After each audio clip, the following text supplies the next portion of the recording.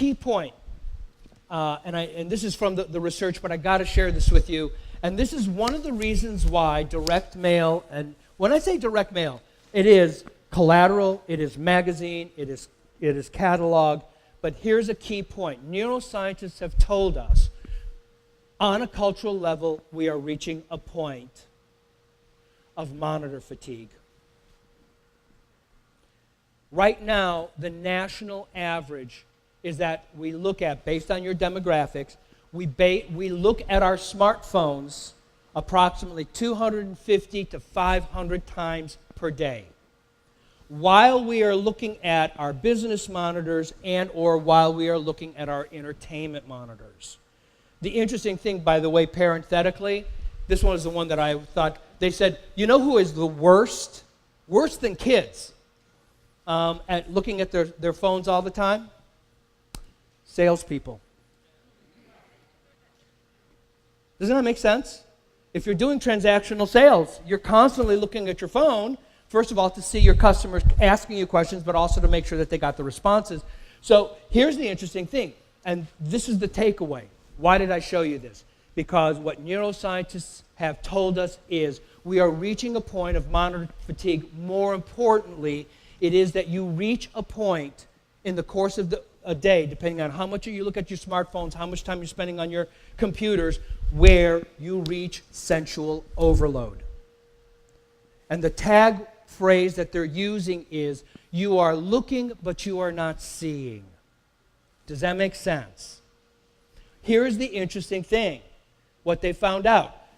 They did this wonderful experiment, and I can give you this information if you care later, where they followed a pretty large control, 5,000 people, through the course of their full day, waking day.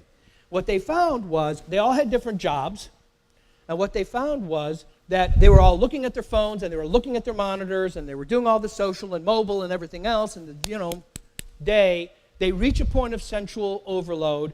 By the time they get home, they're wiped out. Okay? But here was the interesting thing. They were not able to take in too much more information digitally, but they still had the wherewithal to read their mail and respond to it.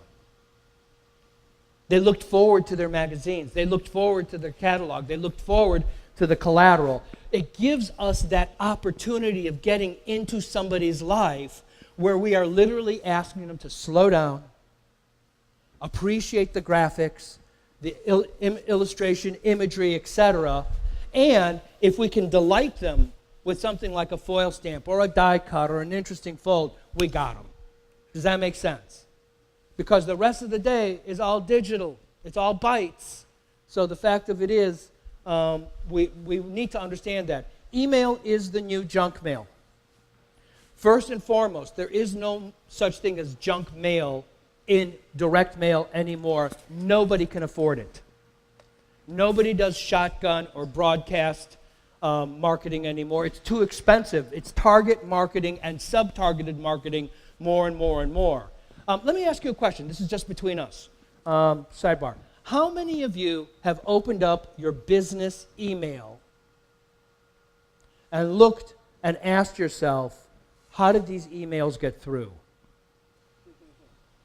I mean, we all, right? Let me put it this way. We all have firewalls, right? And we all have spam filters.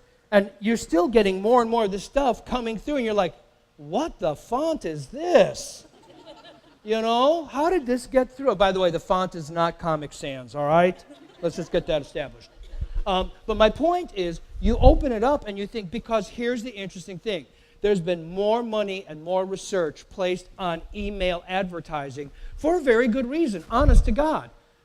There is no more efficacious way of reaching an extraordinarily large audience inexpensively than email. But at the very, very core, and Seth Godin taught us this, he said, email is a permission-based advertising and communication mode. You must be given permission to come in. Otherwise, you're going to get spam filtered or you're going to get deleted. I mean, by the way, quick sidebar. Does anybody know what the open rate is for an uninvited email? 0.017%. And that's based on the fact that you've really done your homework and you've actually done the right subject line, etc. And we'll talk about that in a second. 0.017%. I mean, now, how do I get you to open an email? I get you to give me permission. How do I get you to give me permission? Absolutely. Integrated marketing has taught us. First and foremost, I'm absolutely going to use direct mail and or magazine advertising. Why? First of all, the magazine industry is growing. There are more new titles than ever before. If I want to reach 17-year-old girls that are cheerleaders, if I want to go to guys who only work on Indian motorcycles, if I want moms who knit, or if I want dog lovers who only like small breeds, there's a magazine for it. Does that make sense? If there's a magazine, there's a list. If there's a list, I can rent it or buy it. If I have done a really tight profile of my targeted audience, I can actually identify all the magazines they read. Does that make sense? So what do? I rent that list, I put an ad in the magazine, and at the same time I send them a direct mail piece. What do I want, and what's the point of it is I invite them onto my website, and I remunerate them for going onto my website. Either it's coupons, discounts, information, white paper, whatever it is, but the only way that they're going to get it is that they have to fill out a profile. Non-invasive, you know, where are you, age group, whatever, but in that I absolutely ask for their email address. They now have volunteered the email address, so that when I send them an email, they'll go, oh yeah, I remember they sent me that, and I did and then I gave them and so that's why they're here. Now, here's the interesting thing. What's the open rate on that? Depending on the audience, depending on the product, we've now jumped to anywhere between 5 and 12% open rate on your emails. Huge. Integrated marketing means just that. The biggest challenge, it works. The biggest challenge is it's more expensive. But done right, it will work. I wish we had time and different presentation, but we actually did the research on all of the top digital corporations, and all of the top digital corporations have used direct mail, magazine, etc., to launch new brands. We went and we asked them, and we did the research, and they said the best way to be able to penetrate a target market is to use direct mail or magazine. And the one thing they admitted is as soon as we get in, as soon as we get responses, as soon as we start seeing a trend line, we don't need to use print anymore because that's not our media. But how do we get people to go online and know that we exist, etc.? As simple as a postcard, as simple as an ad in a magazine. So anyway, I love this statistic. 84% of catalog recipients prefer to shop online with a catalog in hand. The catalog industry is doing incredibly well. By the way, quick sidebar. Last quarter was the first quarter that the post office made money. In 22 quarters. Isn't that amazing? In 22 quarters. First quarter they made money. So by the way, what are the numbers? They actually made somewhere about $2.2 million profit. First time they had any kind of profitability. By the time they finished paying health care and pension, they lost $1.9 billion.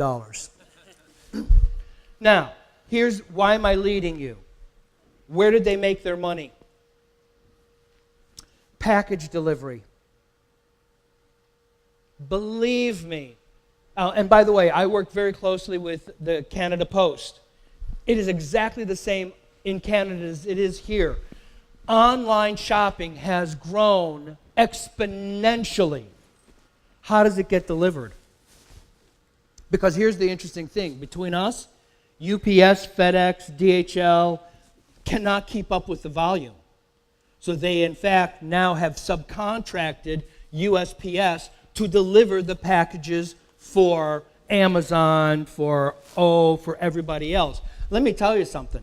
Do you remember the fiasco we had last year where some packages didn't arrive in time for Christmas and everybody was freaked out? It wasn't the delivery system. It was the merchandisers luring people with better and better discounts, but they didn't realize what the cutoff date was going to be, where they simply could not lure the clients anymore and still be able to deliver on time because of the volume.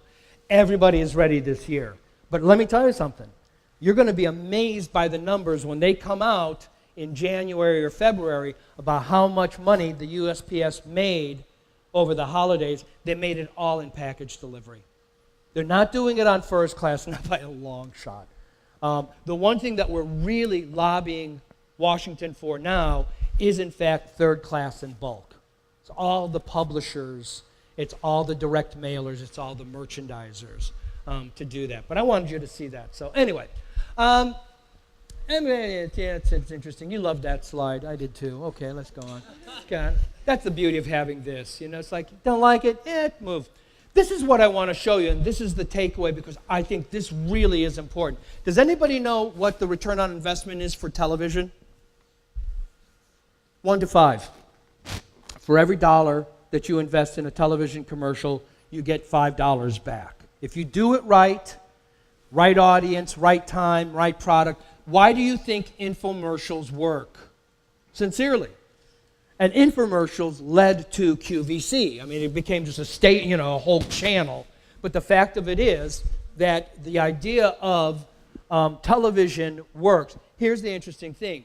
Direct mail, the return on investment for direct mail, if you take advantage of all of the discounts from the post office, if you do a piece that's engaging, you've got the right list, etc., the return on investment is for every dollar that you invest, you're going to get $12 back. The actual number, by the way, is 12.7. Why am I sharing that with you is because, interestingly enough, earlier last year, the number was 11.9, and we rounded it up to 12. More importantly, by next year, that number is going to be 1 to 13. It's going to continue to grow. We are better and better at this. Believe me. It's amazing. Our audiences keep growing. We know how to sub-target. We're getting great lists. The post office really is trying to work with us sincerely, but we can do this and we can make it right. And it's true. I mean, we're just going to get there. Anyway, let me give this to you. I'll give you Marketing 101 an entire year in a paragraph. Okay? Integrated marketing, 360-degree client penetration with as many touch points as you can afford. The 3 most important variables in integrated marketing, absolutely, without a doubt, timing, relevance, and frequency. That's it. And the reality is you can take each of these and you can really, really do focus studies just on that as it relates to your company. Relevancy is singularly the most important one. Let me ask you a question, a very honest question. How do you know if you are relevant to your clients? By the way, my voice just went up at the end. It was a question. Right.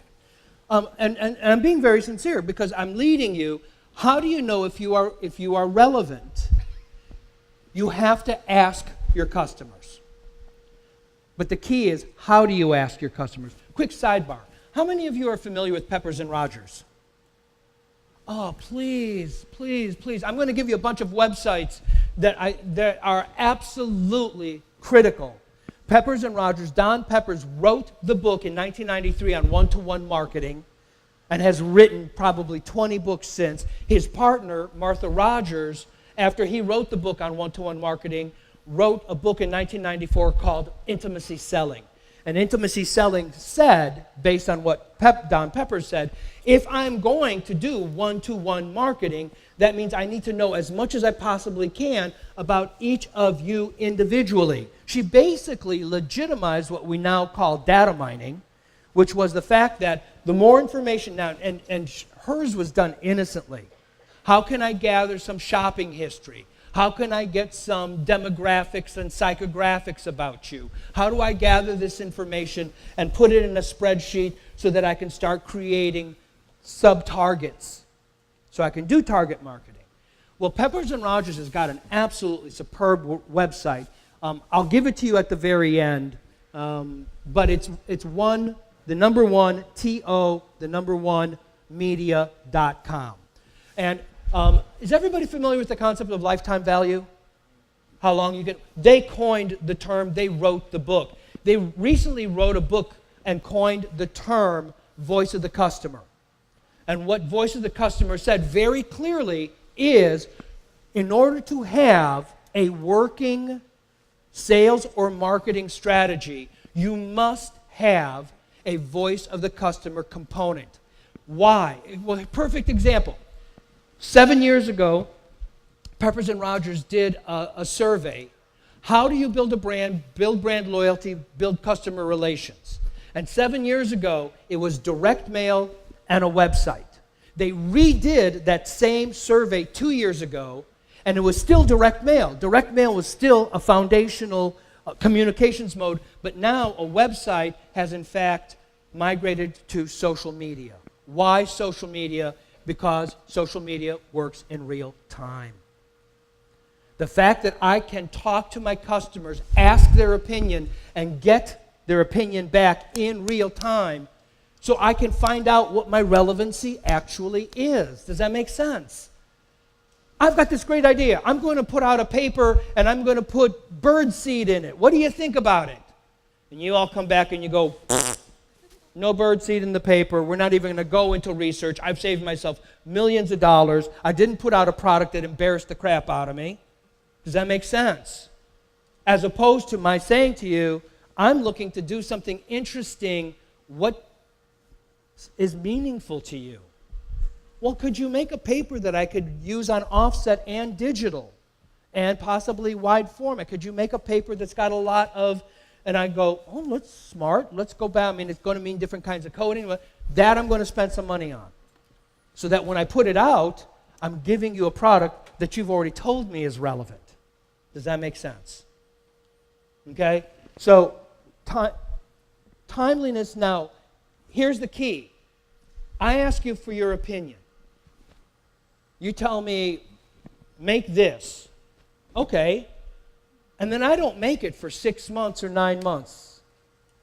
Is it relevant anymore?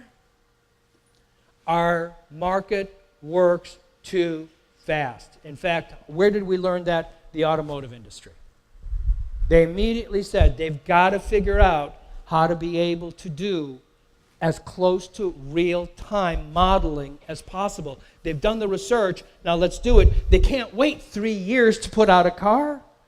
They've got to put it out now. Why do you think we have 3D printing? Why do you think we have CAD/CAM?